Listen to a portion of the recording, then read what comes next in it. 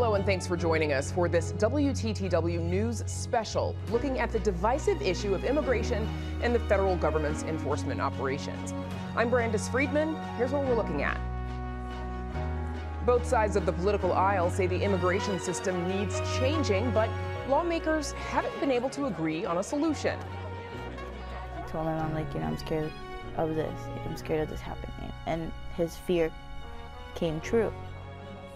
Family members in limbo as relatives have been detained.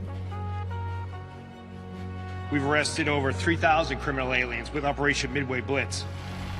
And from the financial impact to the spiritual, a look at the effect Operation Midway Blitz is having on local residents. We'll kick things off right after this. Chicago Tonight is made possible in part by the Alexandra and John Nichols family, the Polk Brothers Foundation, and the support of these donors.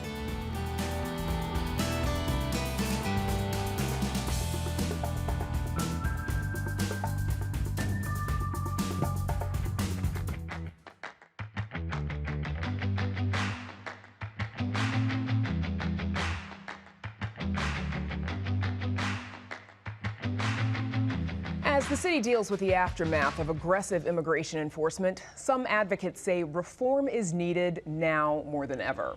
Both Republicans and Democrats say the immigration system needs change, but for decades there's been no agreement about how to fix it. While some say there aren't enough legal pathways for people to become citizens, others argue for tougher restrictions to discourage illegal immigration. Joining us to talk more about this are Matthew Sorens, Vice President of Policy and Advocacy at World Relief, a Christian humanitarian organization. And on Zoom, State Senator Andrew Chesney, a Republican whose district includes Freeport in Western Illinois. Thanks to both of you for joining us. First, I want to get your reaction. Changes after decades. Matthew Sorens, first to you. Yeah, I think there's many ways I would be critical of what some of the Trump administration is doing with enforcement, but I do think actually the root problem here is the lack of action by the Congress under both Republican and Democratic administrations for decades to address a system that has been dysfunctional for decades, that has not provided adequate legal immigration pathways to meet the needs of our nation's labor markets, that has kept families separated. And I think we're seeing some of the impacts of that now with an enforcement strategy that unfortunately has gone well beyond just going after those I think most of us would like to see detained and deported, people who have been convicted of violent crimes who are a public safety threat, and going far beyond that. It's only about 5% of the people nationally who are detained right now who have been convicted of a violent crime. Senator Chesney, same question to you. How do you think we got here? Well, President Biden opened up the borders and allowed 20 million illegal immigrants to enter into our communities. That has created total chaos. And Republicans have correctly said for many years that this was going to create dysfunction in our communities. And the cleanup of the Biden administration's open border policies has created a little bit of controversy, but Republicans have correctly argued for a long time that we needed to have a secure border. We are a nation of laws, and they need to be enforced. And when those are not enforced, you are now asking the new administration to enter into communities and correctly evict those that are in this country illegally. And so if people are scratching their head how we got there, they shouldn't be, because Republicans have been saying for multiple years under the Biden administration that this was going to happen and create the challenges that we're presently seeing today. President Trump has also, as of late, added some new restrictions on refugees, lowering the annual limit, Matt, down to 7,500, which is the lowest in history. What's been the impact that you're seeing in your work? Yeah, we're devastated at World Relief. We have worked here in Chicagoland and across the country to resettle refugees in partnership with many, many local churches, more than 200 local churches here in Chicagoland alone, and lots of volunteers. And this is, to be really clear, a lawful immigration process. It goes back to a law passed with unanimous support in the U.S. Senate in 1980. We've had years since that law was passed in 1980 when we've had the refugee ceiling set by presidents like President Carter or President Reagan, President George H.W. Bush at 140,000 or higher. And so to go down to 7,500, and what we're seeing now is a sole focus on a particular group from South Africa who I think the argument that they meet the legal definition of refugee, someone who has fled a well-founded fear of persecution, is strained. And you're referring to the white Afrikaners, the white Afrikaners folks. We'd be happy to welcome them. I'm all for legal immigration, but it's not they don't meet the definition of a refugee. And who's excluded by that are people persecuted for their faith, their Christian faith or other religious minority groups, people who've been allies of the U.S. military and are at risk as a result, people fleeing the war in Ukraine and Sudan and other countries. And so we would really like to see this, legal form of migration increased. And also it's an opportunity to meet the needs of the labor market challenges in the United States at a time when food prices are going up in part because of challenges in the agricultural labor sector.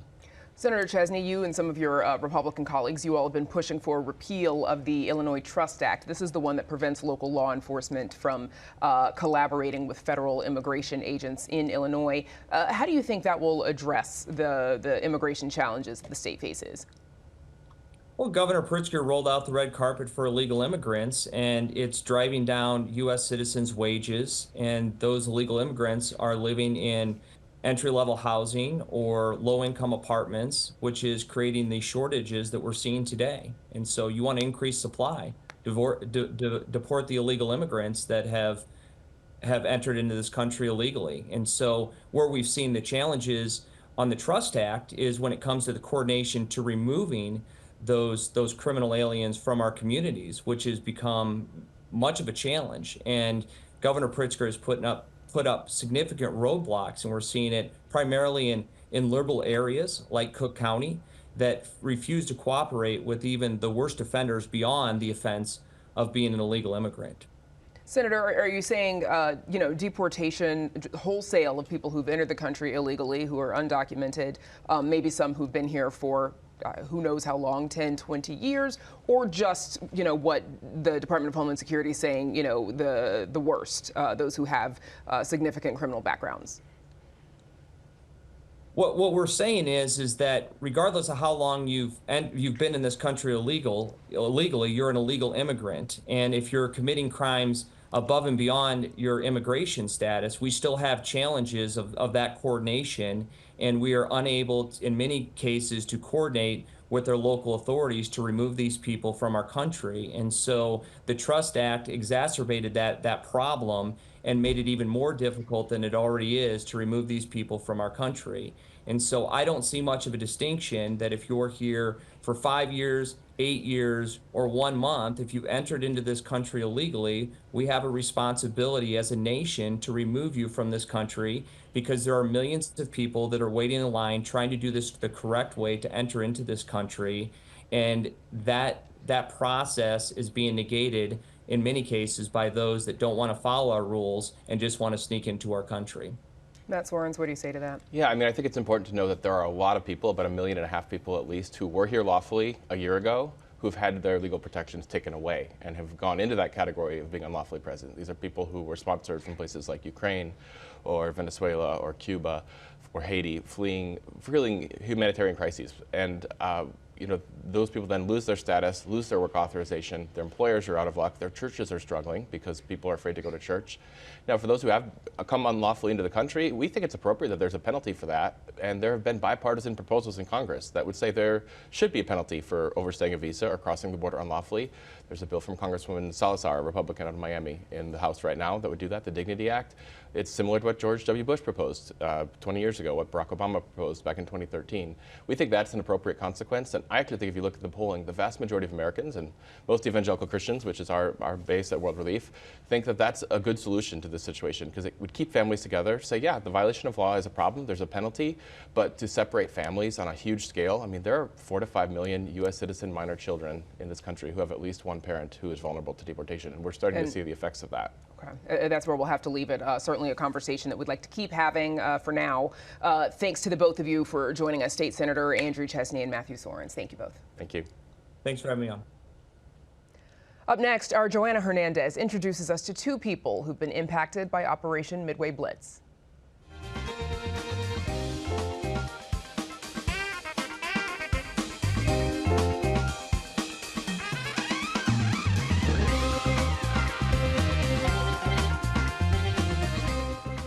The impact of the immigration enforcement surge here has been wide and varied. Most dramatic, perhaps, the human toll. Our Joanna Hernandez is in Broadview tonight with a look at what some detainees say they've experienced. Joanna. And Brandis, that's right. We're going to hear two stories of two different individuals who passed through this facility. Now, the Broadview Detention Processing Facility has been a flashpoint for protests during the peak of Operation Midway Blitz. Now, this is a facility where people are detained across the Chicago area and are brought before being transferred to a different facility. Now, advocates have said that conditions inside the facility are inhumane, and the people that we spoke to tell us more about it. They've been targeting a lot in Evanston for a while, and they realized that a lot of landscapers go there. It's been more than a month since Alexandra Gonzalez says federal immigration agents took her stepfather while he was working as a landscaper in Evanston. My uncle calls me, he's like, yo, ICE just got here. And, the first thing, I was shook. I didn't know how to react. This video footage captures an ICE officer pursuing Adrian Leon Gonzalez before his son says he threw himself to the ground and surrendered. I felt so many emotions all at once. I was on the floor, obviously crying. It was a very hard moment. I couldn't believe it. Now the step-siblings are fighting to bring him home. He's currently detained in Michigan. Compared to Broadview, it's way better. How would he describe Broadview? What he said that he would sleep in bare floor, and just with the detainees around him. The family says Adrian Leon Gonzalez came from Mexico more than 25 years ago and built his life here, raising his children in the United States. He loves his daughters, and I can say that with a passion, and his son, I know he's always been there for them no matter what. Their case is just one of hundreds still unresolved. Since the start of Operation Midway Blitz, it's reported by the Department of Homeland Security that more than 3,000 people have been detained in Chicago and nearby communities. Among them is Joanny Pineda Mesa. Pineda Mesa says he fled to Chicago because of political danger in the Dominican Republic 2 years ago. A migración ellos le ponen una condición que usted tiene que cumplir. Y la condición que nos pusieron fue someter el asilo antes del año. Yo lo sometí antes del año. He shows us a paper trail of his case. His immigration check-in slip reads, "No wants, no warrants." He says he would hear about arrests happening around immigration court, but never thought it would happen to him. Then came his second check-in in October. La joven que le digo que es de origen como puertorriqueña. Y me dice, ¿usted está arrestado? ¿Lo más así? Sí. Le digo, ¿por qué? ¿Qué hice? No, usted está arrestado. Usted es un ilegal en este país. Now he is speaking out about what he says was inhumane treatment and conditions when he was detained. He holds back tears as he describes how he pleaded with an officer to allow him to use the bathroom, but he wasn't granted permission. Me hice pipí en el pantalón. He says the weeks that followed were an experience he'll never forget. Me sentí muy mal porque yo dije, yo no soy un delincuente, ¿por qué me tratan de esa forma? Pineda Mesa says he was first sent to Broadview, where he described being placed in a room with more than 200 men and having nowhere to sleep. After 3 days, he was transferred to a detention facility in St. Louis, Missouri, where he spent nearly 2 weeks. From there, he was shuffled to Texas, then back to St. Louis, and finally to Indiana. De ahí nos trasladaron para una cárcel dentro, donde habían gente criminales, gente que habían hecho de todo, por droga, asesinato. He's talking about his experiences from in the detention facility in Michigan. With the help of a lawyer, he's now back home in Chicago, while his case remains open. Hay personas que no tienen abogado, personas que lo están haciendo firmar. As they wait to hear from their attorney, the Gonzalez's visits and phone calls are their only connection to him. He might tell me that he's leaving, he's a bit better maybe to not concern us. So, but I video called him and I've spoken to him a lot of times. He gets more minutes on the phone. I just want everyone to know my stepdad did not deserve this. He's hardworking and does everything right and has no history of anything. And we have an update from the attorney representing the Gonzalez family. A court order for habeas corpus has been granted, meaning authorities must either present him before a judge or release him on bond within 6 days. The family will know more this week. Reporting live from Broadview, I'm Joanna Hernandez. Joanna, thank you. And as Joanna mentioned, since the announcement of Operation Midway Blitz in September, thousands of people living in the Chicago area have been arrested by Immigration and Customs Enforcement. For many Latino families and business owners, everyday routines came with the added fear of masked agents patrolling neighborhood streets, often in unmarked vehicles. As Illinois Governor J.B. Pritzker put it, quote, Operation Midway Blitz turned ordinary life into a risk for thousands of Illinois residents.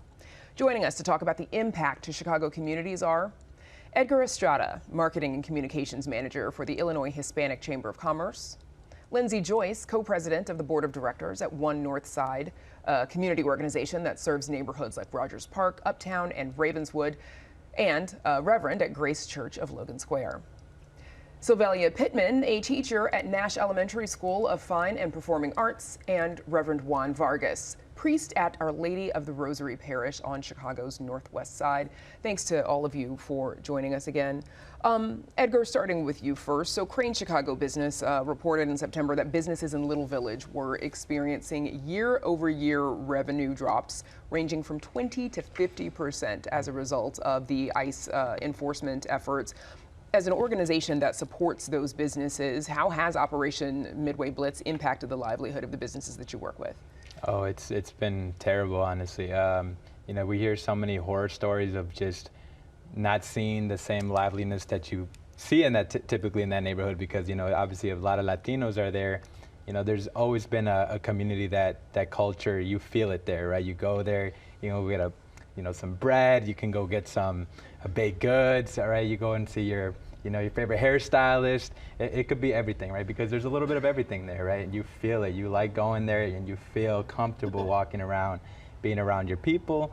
And it's definitely like lowered, the foot traffic has been immense, right? We're seeing and hearing people talk about how they're not seeing that same liveliness anymore. They're not feeling like they can be themselves there. They're not feeling like they could just go out on a walk on a Sunday, right? On the weekends, that was something that you would see a lot, right? You would go out early in the morning, and you know, me not being that far away myself, I'm in the Berwyn-Cicero area. That was some place that I remember going to earlier in my life, and I always like getting an elote preparado, right? And you're not seeing those street vendors. It's just not the same level of activity all that you used to see. All types of businesses definitely put a damper that. on that. Father Juan, the Our Lady of the Rosary, you have English Mass, you have Spanish Mass, and you've noticed that the attendance for the Spanish Mass dropping significantly since the beginning of Operation Midway Blitz. How's the threat been impacting you as a pastor and your parishioners? I mean, it increases a little bit of the work that we do, just because it involves a little bit more one-on-one. So going to different homes and encouraging people to visit, to call, to check in on others. The numbers, like you mentioned, have been, you know, just lower but still strong. It's not like, you know, we would see like 50 or 70, depending on, you know, any activity around the area, which is what would cause a little bit of extra fear. And also just kind of seeing people from the Spanish Mass going to the English Masses, just kind of to them, they feel a little bit more comfortable thinking that there's a less of a risk. Protected. Yeah, just because there's been times where they're like, oh, we saw an ICE agent just checking the Mass schedules or walking around the church, the grounds. So just kind of, so people will communicate that with one another and just trying to support each other, honestly, the whole community coming together. I would imagine it's a bit conflicting, right? Because in a time of fear, people might, you know, seek God, right? And go to the place where they can, you know, commune with fellow parishioners, but at the same time, they're afraid of doing that. Yeah, yeah, and so the big push has been reach out. You know, like us that, you know, if you're comfortable and so forth, like how are we reaching out to those that we missed, that we haven't seen in a while? And also, if you have not heard of someone or missed someone, like reach out to your neighbor, just give them a knock or something to make sure that they're doing well as well. Check on your friends. Lindsay, rapid response work, this was new for One North Side, not the kind of work that we typically see you all do, but still seems in line. Describe how the organization started to carry out your rapid response efforts and what led you to get involved in that.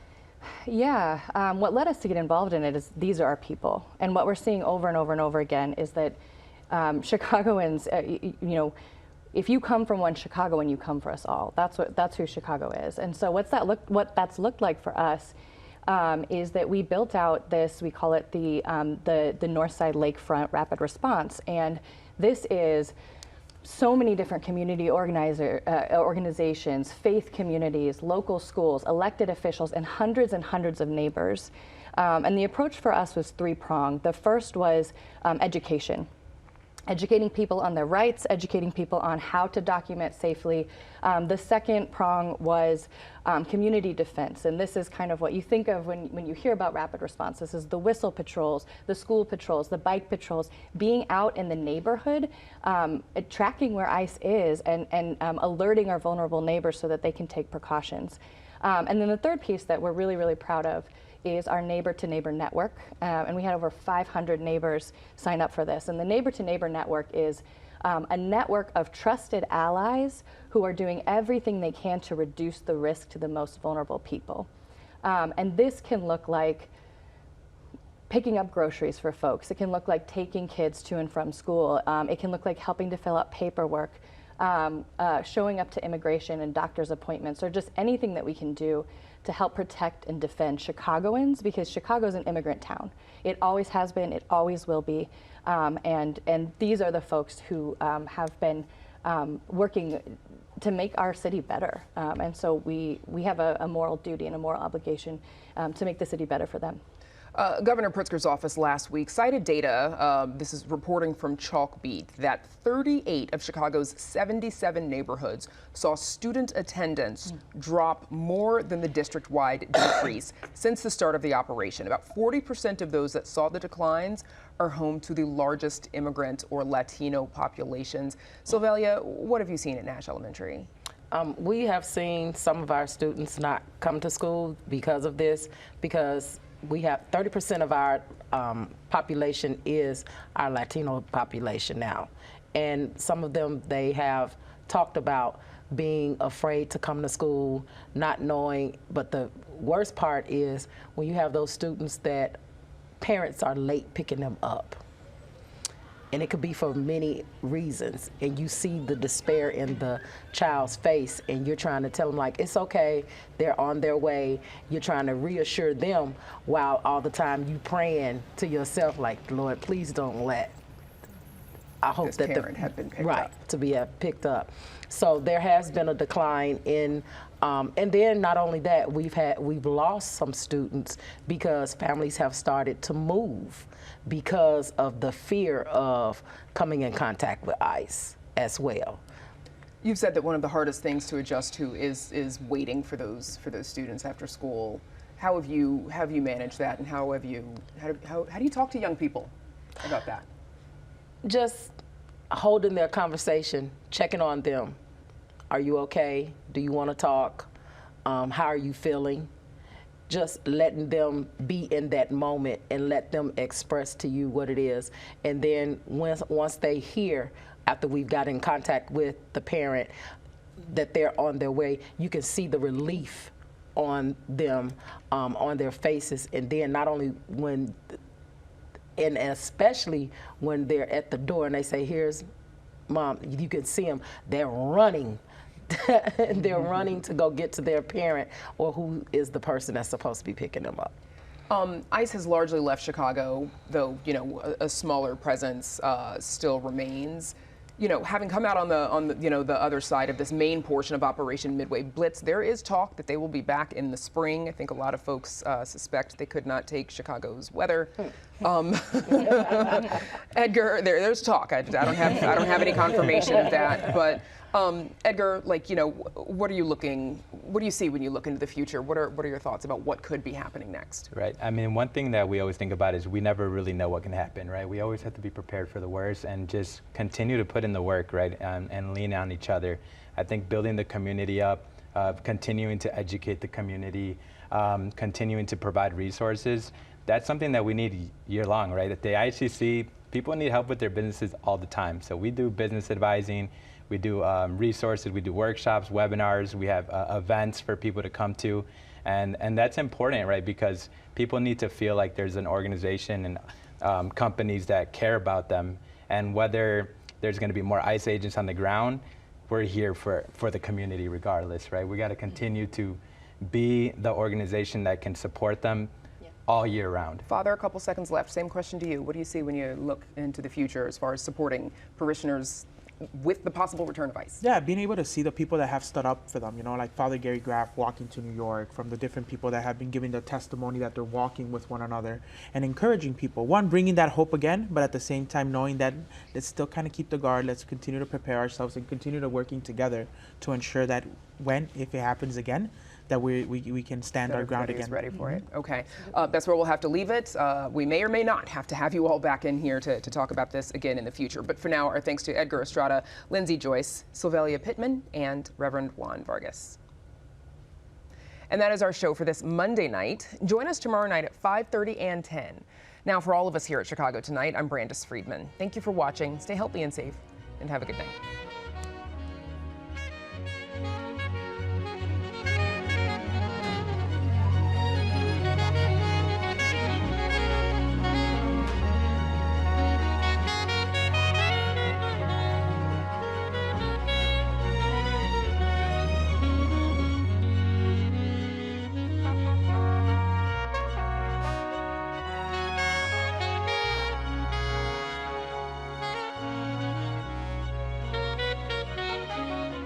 Closed captioning is made possible by Robert A. Clifford and Clifford Law Offices, wishing all a happy and healthy holiday season.